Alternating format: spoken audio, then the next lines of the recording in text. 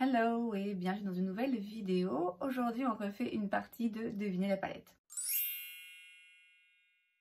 Le principe est toujours le même, j'ai choisi une palette de fard à paupières bien particulière. Dans un premier temps, je vais vous montrer les teintes de la palette que j'ai utilisée pour arriver à ce résultat. Dans un deuxième temps, je vais vous montrer le reste des teintes qui se retrouvent dans la palette, mais pas sur mes paupières aujourd'hui.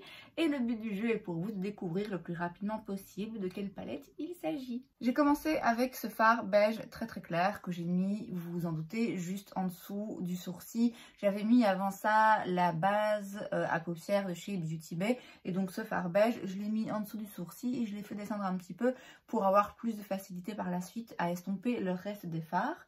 J'ai commencé avec ce fard un petit peu bordeaux, je dirais, et j'ai commencé par faire la forme vers l'extérieur, donc à dessiner le petit V que je voulais donner à mon look. J'ai ensuite pris ce fard, cette espèce de rose comme ça, avec un tout petit pinceau estompeur, et j'ai estompé en fait la teinte que je viens de vous montrer vers le haut et aussi un peu vers l'extérieur, donc en utilisant ce rosé un petit peu plus clair.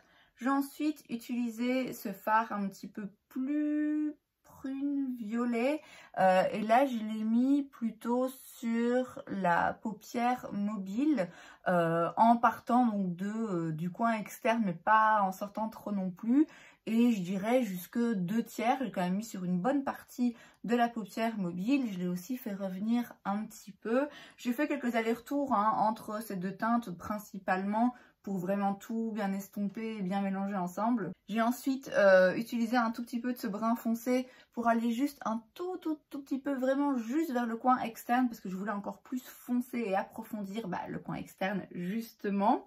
Ensuite j'ai utilisé cette teinte métallique que j'ai donc mis par-dessus le fard un petit peu violet ici, et donc pareil sur la majeure partie de la paupière mobile en allant encore un petit peu moins vers l'extérieur, et pareil en laissant le premier tiers de la paupière mobile nu. Et ensuite j'ai pris ce fard qui a plein de reflets, qui est un petit peu multichrome, et là je l'ai mis vers le premier tiers de la paupière mobile, un petit peu en coin interne. C'est pas assez clair pour faire vraiment un point de lumière, donc je suis pas revenue trop vers l'intérieur, je suis pas venue en dessous au ratil inférieur, mais vraiment juste sur le premier tiers là de la paupière mobile. J'ai mis du crayon noir en muqueuse, j'ai fait un trait de liner, du mascara, et voilà le résultat.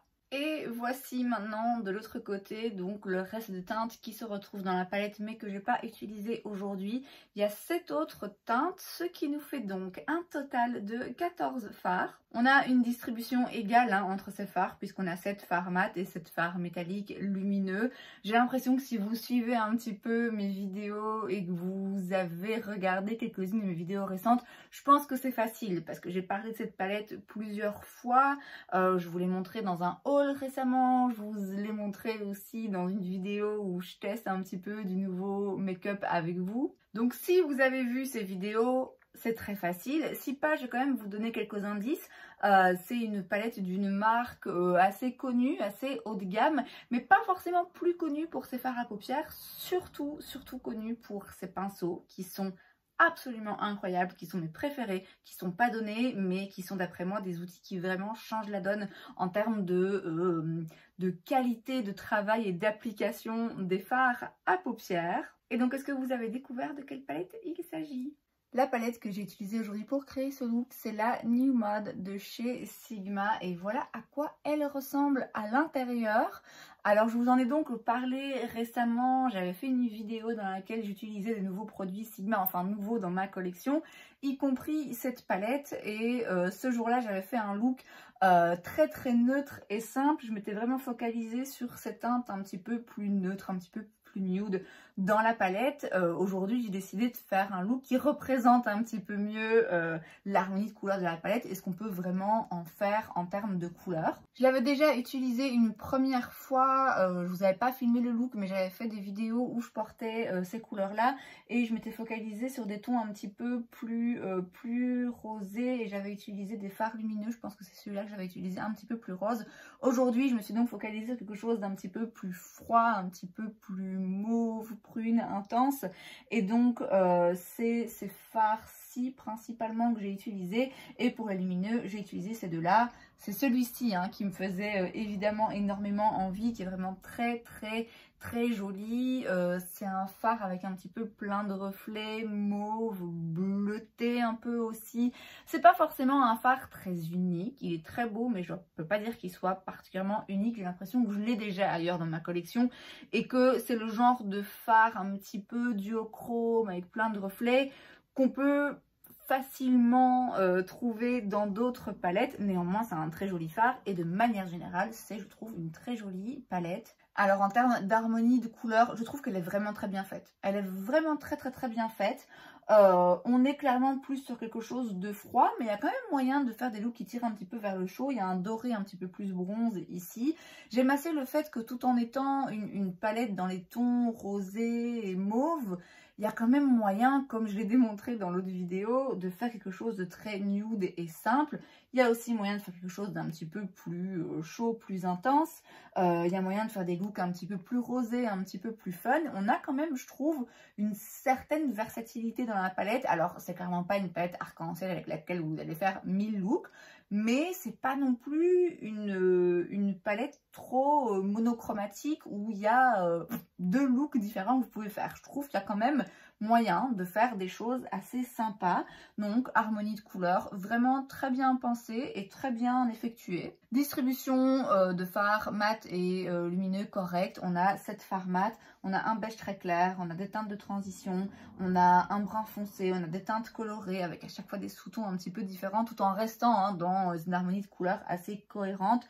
Et pour les lumineux, pareil, on a un petit peu tout. On a des très clairs, on a des plus foncés, on a comme j'ai dit des couleurs un petit peu spéciales, des teintes un petit peu plus neutres. Donc vraiment très belle harmonie de couleurs, rien à dire. C'est rien d'extraordinaire, c'est rien de très différent ou très spécial, mais ça marche. Ça marche et il y a vraiment moyen de faire des looks intéressants et différents avec ces teintes. En termes de qualité, c'est fidèle à la qualité Sigma que j'avais rencontrée dans la palette Ambiance, qui est pour le coup dans les tons beaucoup plus chauds et un petit peu brun et un petit peu orangé. On est sur des fards mat qui sont pigmentés, mais c'est pas non plus trop intimidant. On peut quand même s'en sortir et les travailler assez facilement.